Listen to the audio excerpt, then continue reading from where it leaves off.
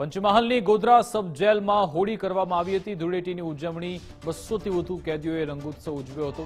કેદીઓને ખજૂર, ધાણી, કલર અને પિચકારીનું વિતરણ કરાયું। કેદીઓ તણાવ મુક્ત થાય તે ઉદ્દેશ્યથી આ આયોજન કરવામાં આવ્યું હતું।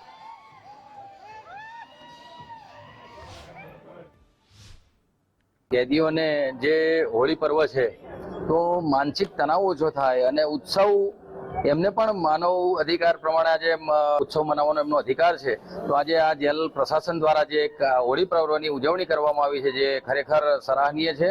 જેથી અને ધ્યાન અને મેડિટેશનનો પણ કાર્યક્રમ આજે જેલમાં કરવામાં આવ્યો છે। ગોધરા સબ જેલની અંદર જેલ મુલાકાતી સમિતિના સભ્ય શ્રી છેલુભાઈ રાઠવા અને તેમની ટીમ દ્વારા અનોખી ઉજવણી કરવામાં આવી હતી।